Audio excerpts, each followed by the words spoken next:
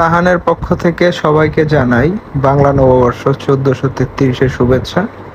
তাহান আজকে নববর্ষ উদযাপনের জন্য ঘুরতে গিয়েছিল, আর সেখানে সে ঘোড়ায় চড়ে।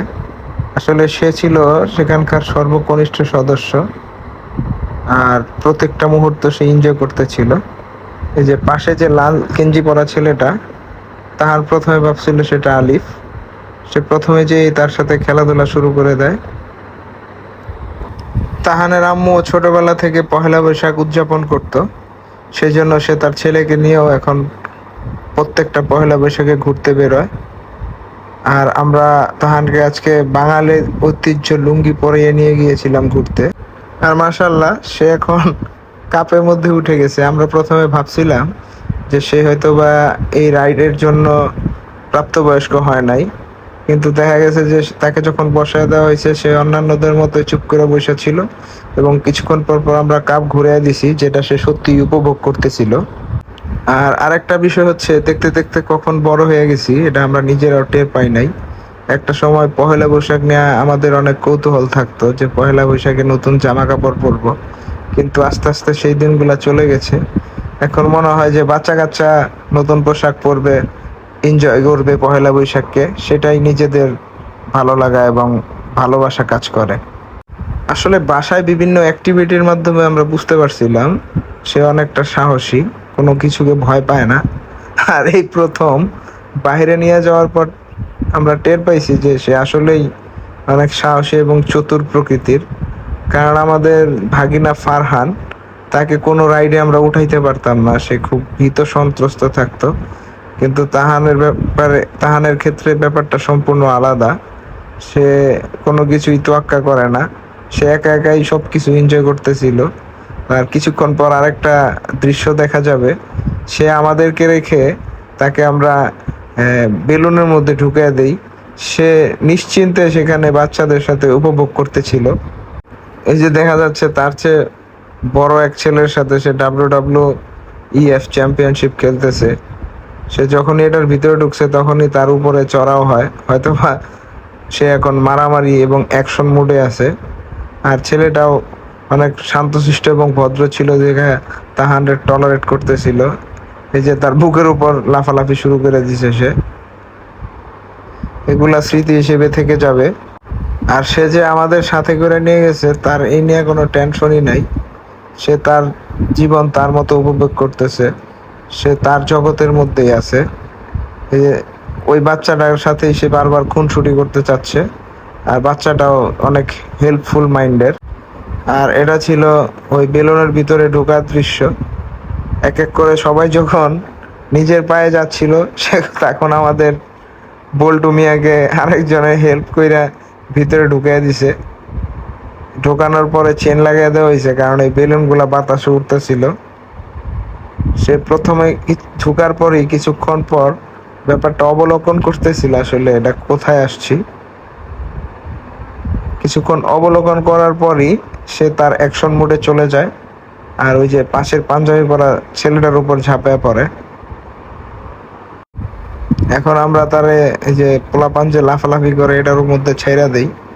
এই দেখেন বাকি যা আছে সবগুলার বয়স মিনিমাম 6 থেকে 7 বছর। এই যে পড়ে গেল। তারপরে সে একা একাই উঠার ট্রাই করে। এক পর্যায়ে দেখা গেছে সে বুঝে ফেলায় যে এটা হচ্ছে আলিফ। এই যে হাসাহাসি করতেছে পোলাপানদের সাথে। কিছুক্ষণ পরে আলিফের উপরেই সে আবার মেয়ে মেয়ে। তোমার কি মনে হয়? ছেলে ছেলে ছেলে ছেলে তুমি বলছো মেয়ে, আমি বলেছি মেয়ে, হয়তো ছেলে। লঙ্গি মারতে দাও না, ছেলে বাবু কে তোমার মেয়ে মনে হয়? ছেলে বোনা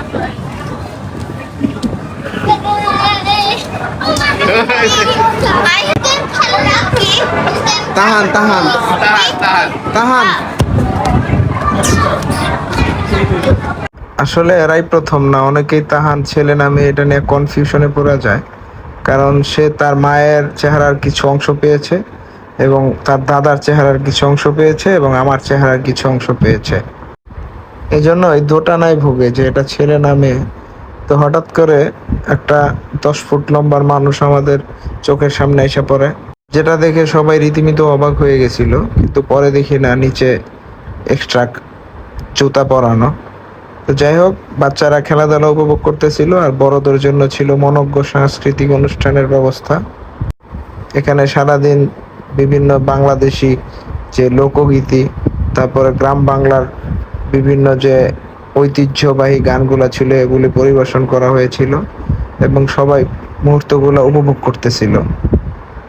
আর আমি একটা জিনিস মিস করতেছিলাম, আমরা যখন ছোট ছিলাম তখন একটা গান বেশি বাজতো, মেলায় যাই রে মেলায় যাই রে বসন্তী রং শাড়ি পরে রণনাদের রেহাই নাই।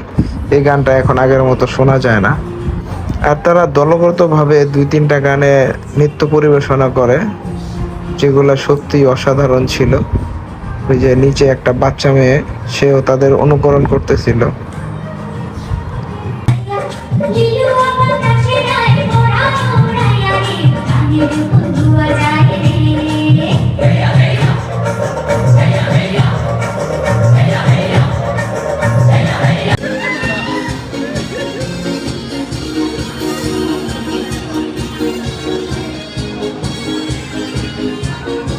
আমাদের নাতিরে ভিডিও করে নিয়ে যাইতেছে। হ্যাঁ আচ্ছা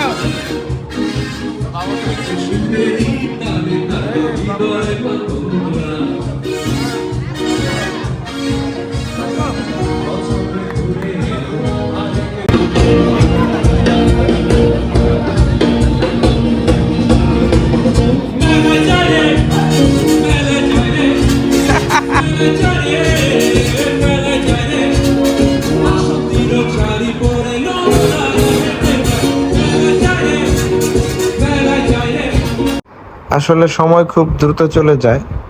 যেমন এই যে মেলায় যারে গান শুনে আমি এক সময় এরকম নাচানাচি করতাম। সেই আমার তাহান, সে এখন এই গান এনজয় করে। আসলে সময়কে বেঁধে রাখা যায় না। ভালো থাকুক পৃথিবীর সকল সন্তানেরা, উপভোগ করুক তাদের প্রত্যেকটা মুহূর্তগুলা। এই যে গরুর গাড়িতে সে এখন তার মায়ের সাথে ছবি তুলতেছে, চারিদিকে সে বারবার তাকাচ্ছিল। আসলে গরুর গাড়ি এরকম টংটোকান দিয়ে এখানে গ্রামীণ একটা পরিবেশ বানানো হয়েছিল, আর সেখানে সিরিয়াল ধরে সবাই ছবি তুলতেছিল। আর আমার জানা মতে, এবং আমি আজকে কাউকে দেখি নাই যে লুঙ্গি পইরা এই হোটেলে আসছে, একমাত্র মনে হয় তাহানি সেই ব্যক্তি যার নাম কিনা লেখা উচিত যে লুঙ্গি পরে শেরাটন হোটেলে আসছে। আর লুঙ্গি পরা এই গুন্ডারে দেখে সবাই ছবি তুলছিল, বারবার তার দিকে তাকিয়েছিল। সে ছিল আজকের এই মেলার মোটামুটি মধ্যমণি, one and only lungi man. আর গতবার যখন আসছিলাম তখন সে সবার কোলে কোলে ছিল, আর এবার সে সবাইকে নিয়ে নিজেই হাঁটাহাঁটি করছে। আজকে কোন জায়গায় 27 তলার আছে? উপরে উঠবে। ওই যে ও যে পৃথিবী থেকে 270 ফিট উপরে উঠবে তাহান। পুরা ঢাকা গতবার যে ওই যে ওইটাই বলছিলাম, ওই যে ওইটাই গতবার আমরা ওই পর্যন্ত মনে করছিলাম উপরে। ওই বলতে গেছিলাম। হ্যাঁ এর উপরে যে আছে বুঝতে পারি নাই। তোর আমার উপরে না আমি কই গেল কাঁচাই। আর এটা ছিল মেলায় ঢোকার প্রবেশ পথ। মেলায় ঘুরতে ঘুরতে কখন যে 3 ঘন্টা সময় পার হয়ে গেছে আমরা টের পাই নাই। আসলে চমৎকারভাবে সাজানো হয়েছিল এই হল রুমটাকে, আর প্রত্যেকে উৎসব মুখর পরিবেশে প্রত্যেকটা সাংস্কৃতিক অনুষ্ঠান উপভোগ করতেছিল। আর কিছুক্ষণ পর আমাদের চলে যাওয়ার পালা। আসলে মেলা থাকবে, চটপটি ফুচকার দোকান থাকবে না সেটা হয় না। কর্তৃপক্ষ সেখানে ফুচকার স্টল বসাইছিল। আর এই সাইডে হচ্ছে বাতাসা, কটকটি, মুরকি যেগুলারে বলে ওটার দোকান বসছিল। এই যে ঠোঙায় করে কটকটি, আঙুলি এগুলি পরিবেশন করা হচ্ছিল। আর এই সাইডে হচ্ছে চিতই পিঠার দোকান বসছিল। অলরেডি চিতই পিঠা খাইয়ে দেয়া মানুষ সাবার করে ফেলছে। এই গরুর গাড়ির এই পাশেই যে দোকানটা ছিল সেখানে সারাদিন অনেক মালামাল ঝুলানো ছিল, কিন্তু কোনো বেচা বিক্রি হয় নাই। তাই আমি উদ্বোধন করলাম একটা ডাইল ভাজা দিয়া। তো ধন্যবাদ শেরাটন কর্তৃপক্ষকে এরকম একটা দামি দোকান বানানোর জন্য। ইনশাল্লাহ প্রত্যেক বছর এরকম দোকান বানাবেন। আসলে এই যে এখানে একটা দোকান হয়েছে, শ্যাম্পু, চিপস, কেক সবই আছে, তাই না? আমার অনুরোধ, একটা দুস্থ গরিব মানুষকে এই দোকানের মালগুলা দিয়ে দিলে ভালো হবে। সে অন্তত কিছু করে খাইতে হবে। কেটলি কুটলি আছে, চাটা আছে, নাকি তুমি কি বলো? অবশ্যই তাকে দেওয়া উচিত, তার একটা কর্মসংস্থান হবে। মেলা উপভোগ করতে করতে আমরা শেষ পর্যায়ে চলে এসেছি। কিছুক্ষণ পর আমরা আমাদের ঘটি বাটি গুছিয়ে বাসার উদ্দেশ্যে রওনা হব। আর এই ইউটিউব, ফেসবুকে ভিডিও ছাড়ার আমার মূলত উদ্দেশ্য হচ্ছে, যখন আমরা লেজার পিরিয়ড পাই আমরা প্রত্যেকেই নিজেরা এই ভিডিওগুলো উপভোগ করি। কারো যদি দেখতে ইচ্ছা করে দেখবেন, আর কারো যদি দেখতে ইচ্ছা না করে তাহলেও কোনো সমস্যা নাই।